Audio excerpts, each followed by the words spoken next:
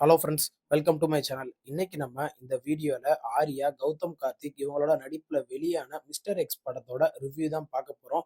இந்த படத்தோட கதையை பத்தி பார்த்தோம்னா, ஹீரோ ஆர்யா வந்து ஒரு ரா ஏஜென்ட்டா இருக்காரு. அவரு வந்து சின்ன சின்ன மிஷன பண்ணிட்டு 8 வருஷமா சென்னையில வாழ்ந்துகிட்டு இருக்காரு. அப்போ ஒரு நாள் மஞ்சு வாரியர் வந்து ஆர்யாக்கு ஒரு பெரிய அசைன்மெண்ட்ட குடுக்குறாங்க. அந்த அசைன்மெண்ட்ல ரஷ்யால இப்படி ஒரு 8 நியூக்ளியர் வெப்பன் இருக்கு அப்படின்னு அவங்களுக்கு தெரிய வருது.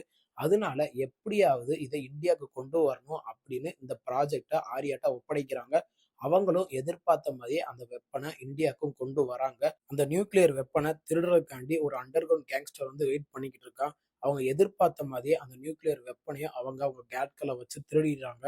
கடைசியில ஆர்யா, மஞ்சு வாரியர் இவங்கெல்லாம் சேர்ந்து எப்படி அந்த அட்டாக்கை தடுத்தாங்க, எதனால கௌதம் கார்த்திக் வந்து இந்த அட்டாக்குக்கு துணை போனாரு, கடைசியில சரத்குமாருக்கு என்னாச்சு, இதுதான் இந்த படத்தோட மொத்த கதையே.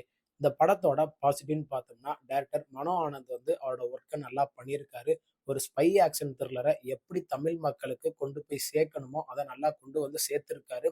நான் எதுக்கு அப்படி சொல்றேன்னு படம் பார்க்கும்போது உங்களுக்கே தெரியும். ஸ்டார்டிங்ல கௌதம் வாசுதேவ் மேனனோட வாய்ஸ் ஓவரை வச்சு கடைசி கிளைமேக்ஸ் வரைக்கும் நல்லா விறுவிறுப்பாவே கொண்டு போயிருந்தாங்க. முக்கியமா சரத்குமார் வந்து கடைசியில எதிர்பார்க்காத மாதிரி ஒரு சம்பவமும் பண்ணுவாரு. ஸ்டார்டிங்ல ஒரு சம்பவமும் பண்ணுவாரு. அதெல்லாம் உண்மையிலேயே பார்க்கும்போது சூப்பரா இருந்துச்சு. அதுக்கு தகுந்த மாதிரியே படத்துல நடிச்ச எல்லா ஆக்டருமே அவங்களோட ஒர்க் நல்லா பண்ணியிருக்காங்க. முக்கியமா ஆர்யாவோட கெட்டப் வந்து இந்த படத்துல உண்மையிலேயே வேற லெவல்ல இருந்துச்சு. இந்த படம் வந்து அவருக்கு ஒரு கம்பேக் படமா அமையும் அப்படின்னு நம்ம நினைக்கலாம். அதே மாதிரியே கௌதம் கார்த்திக்கும் இந்த படம் ஒரு கம்பேக்கா அமையும் அப்படின்னு நம்ம எதிர்பார்க்கலாம். எதுக்குன்னா இவங்க 2 பேரோட ஆக்டிங்கும் இந்த படத்துல உண்மையிலேயே ரசிக்கிற மாதிரியே இருந்துச்சு. அதுக்கப்புறம் முக்கியமா மஞ்சு வாரியரோட ஆக்ஷன் சீன் எல்லாமே டைரக்டர் சூப்பரா காமிச்சிருக்காரு. அது போக படத்துல இன்னும் 2 ஹீரோயின் இருக்காங்க. அதுல்யா ரவியும் அனேகாவும் அவங்களோட ஒர்க்கை நல்லாவே பண்ணியிருக்காங்க. படத்துல ஒர்க் பண்ண எல்லா டெக்னீஷியனுமே அவங்களோட ஒர்க்கை சூப்பரா பண்ணியிருக்காங்க. முக்கியமா சினிமாட்டோகிராஃபர் அருள் வந்து உண்மையிலேயே இந்த படத்துக்கு மிகப்பெரிய பேக் போர்டா அமைச்சிருக்காரு. எதுக்குன்னா இந்த படத்துல வர ஆக்ஷன் காட்சி எல்லாத்தையுமே ட்ரோன் ஷாட்ல சூப்பரா காமிச்சிருக்காரு. முக்கியமா கடைசி கிளைமேக்ஸ்ல அந்த நியூக்ளியர் பிளான்ட்ல நடக்கிற அந்த ஃபைட் காட்சியை சூப்பரா காமிச்சிருக்காரு. நான் எதுக்கு அப்படி சொல்றேன்னு படம் பார்க்கும்போது உங்களுக்கே தெரியும். அதே மாதிரி ஸ்டார்டிங்ல ஆர்யாவோட என்ட்ரியா இருக்கட்டும், அதுக்கப்புறம் கௌதம் கார்த்திகோட என்ட்ரியா இருக்கட்டும், அது எல்லாத்தையுமே சினிமாட்டோகிராஃபர் வந்து சூப்பரா காமிச்சிருக்காரு. படத்துல சினிமாட்டோகிராஃபர் வந்து ஃபைட் காட்சி, அந்த லவ் காட்சி அது எல்லாத்தையுமே சூப்பரா காமிச்சிருக்காரு. படத்தோட மியூசிக்ன்னு பார்த்தோம்னா, மியூசிக் டைரக்டரும் அவரோட ஒர்க்கை நல்லாவே பண்ணியிருக்காரு. படத்துல பாட்டெல்லாம் ஓரளவுக்கு நல்லாவே பண்ணியிருக்காரு. முக்கியமா இந்த படத்துல பேக்ரவுண்ட் ஸ்கோரை வேற லெவல்ல போட்டிருக்காரு மியூசிக் டைரக்டர். ஆர்யாக்கு கடைசி கிளைமேக்ஸ்ல ஒரு பேக்ரவுண்ட் ஸ்கோர் போட்டிருப்பாங்க. கௌதம் கார்த்திக்கும் ஒரு பேக்ரவுண்ட் ஸ்கோர் போட்டிருப்பாங்க. அதெல்லாம் உண்மையிலேயே கேட்கறதுக்கும் சரி, அந்த ஆக்ஷன் சீனுக்கும் சரி, பார்க்கறதுக்கு சூப்பராவே இருந்துச்சு. படத்துல டைரக்டர் ஆனந்த் வந்து ஸ்டார்டிங்ல இருந்து எண்டு வரைக்குமே நல்லா கதையை விறுவிறுப்பா கொண்டு போயிருக்காரு.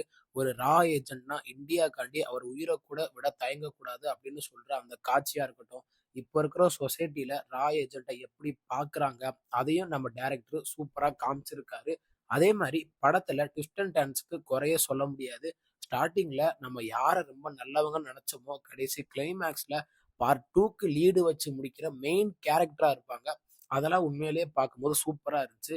அதே மாரி இந்த படத்துல இன்வெஸ்டிகேஷன் பண்ற காட்சி எல்லாமே சூப்பரா இருந்துச்சு. அது போக டைரக்டர் வந்து விஎஃப்எக்ஸ் காட்சிலாம் நல்லாவே பண்ணியிருக்காரு. எந்த இடத்துலயுமே லேக் அடிக்காம சூப்பரா பண்ணியிருக்காரு. நம்ம தமிழ் இண்டஸ்ட்ரியில இதுக்கு முன்னாடி ரிலீஸ் ஆன ஸ்பை ஏஜென்ட் படம் எத்தனையோ இருந்தாலும், இந்த படத்துல வர அந்த விஎஃப்எக்ஸ் காட்சியா இருக்கட்டும், அந்த ஃபைட் காட்சியா இருக்கட்டும், அதெல்லாம் ஓரளவுக்கு ஹை கிளாஸாவே பண்ணியிருக்காரு டைரக்டர்.